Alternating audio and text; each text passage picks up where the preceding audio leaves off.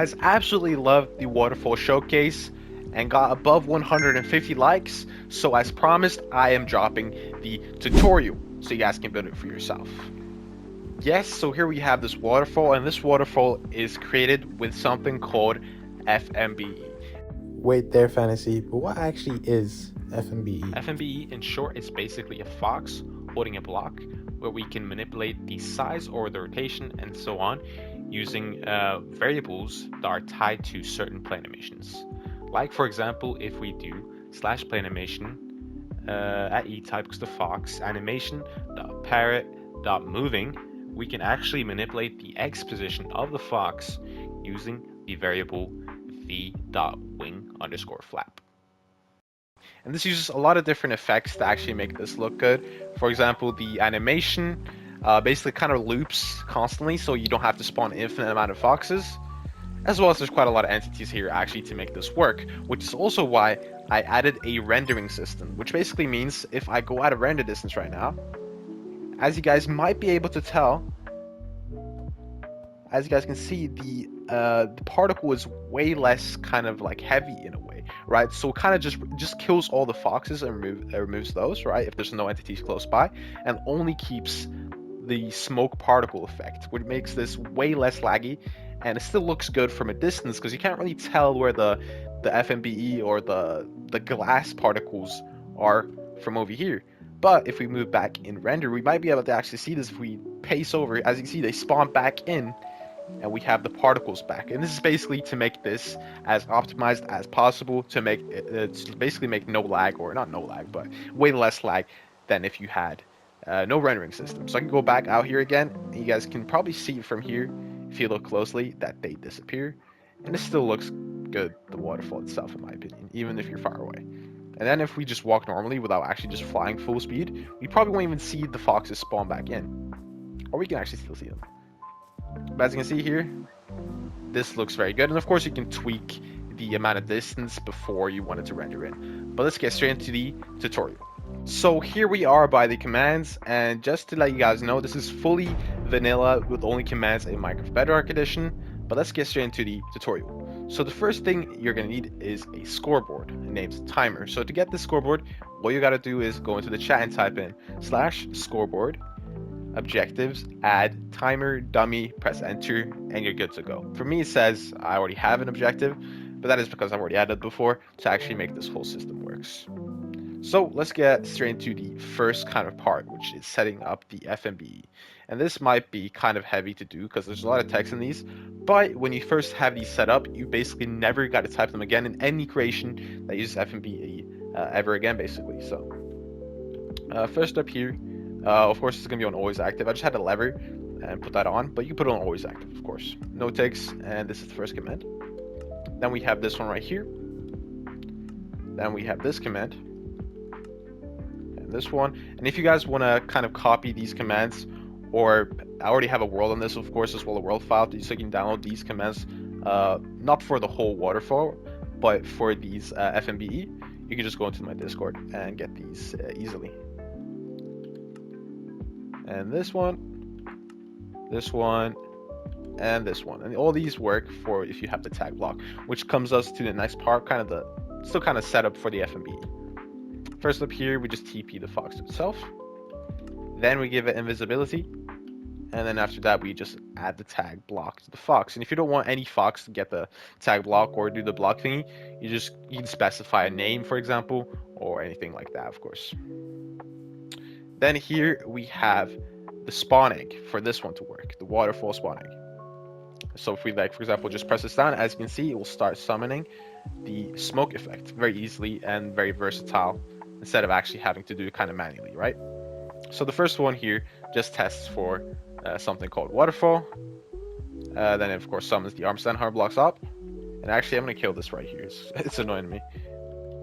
And then here it's going to kill the spawn egg, of course. And then it's going to kill all items. You can of course remove this one if you don't want any items. If you don't want any items on your world to die, or you can just have your world on like tile drops and stuff off, so you don't actually so that the mob doesn't really drop anything. But all you got to do now that you set that up is get a spawn egg, any spawn egg, and just name it Waterfall the exact same way as you spelled it in the commands. And now for the next one, this one basically just teleports the arm stand named Smoke to itself so it doesn't fall down or dip down to make the smoke particle kind of like inaccurate. So yeah, put that on always active. And then here, this one right here adds the timer 0 if it doesn't have any timer. And this one just makes the makes it count up, right? Because if you see at the beginning of the spawning phase, it spawns a lot of foxes, and this is what we use the timer for.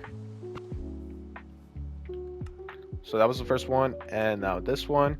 And these are kind of just the same, just different timings, just so it spawns all the foxes that it'll need for a smooth animation. And I'll just kind of go through these quickly. You guys can pause, but you guys get the kind of structure here. Every 4 seconds, or 4 ticks, I mean, it will do a new one. So the next one's going to be 44, as you can see. And now for the actual smoke animation, which you guys saw with the glass, as you can see right here. So basically, I'm going to kill it again. Basically, to do that, this is going to be actually be in the description because it's quite a lot of text. So you guys can copy it from the description. But this is the command. So in short, just to tell you guys, I'm not going to explain everything here, but just in short, we use a local timer as well as math.mod to basically reset the animation every 2 seconds. As you guys can see, it says math.mod query lifetime, comma 2, which basically means it's going to reset the animation after 2 seconds every time. As well as we have some random math.random arguments here to give some random rotations and movement. And that is pretty quickly optimized, or pretty quickly kind of summarized what this whole command does. And here, this one right here just gives the fox white stained glass. That is basically the block I liked. You can, of course, make it another block if you think it fits better for the waterfall theme or anything else, really. But I chose white stained glass. And this one right here is the normal particle effect. Basically, I put this on 3 ticks, and this is executed from the armor stand. Then right here we have the loading system. So the loading system is pretty important to make it not lag as much, as well as when you leave the world and rejoin, it will actually sync all the animations at the same time, which is not good, which is why the loading system is very good, because you can just go out of render and then go back in. So for example, if I walk away now, far enough away, you guys might be able to tell, but now there's way less particles there. I think you guys can see it. And then I walk back in, you will see it start loading them back in like this, which is pretty good. And basically, to do this, first one here, quite simple. This is basically so it doesn't make this weird, just TPs the foxes down when it kills them, so it doesn't look really weird from a distance. You just, because you can actually see the foxes die if you don't have that. And then this one here gives it the tag render if it's not in render. Yeah, it's kind of confusing, but don't worry about the names here. And this one sets timer back to 0, so it'll do the summoning kind of countdown again, or count up, I guess. And then here, it will remove the tag render again, of course.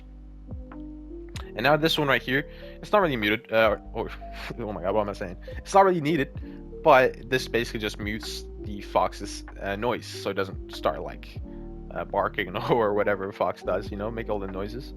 So of course 0 ticks, and then I'm gonna go through these pretty quickly because they're kind of similar, and they're just to stop the sound of the fox.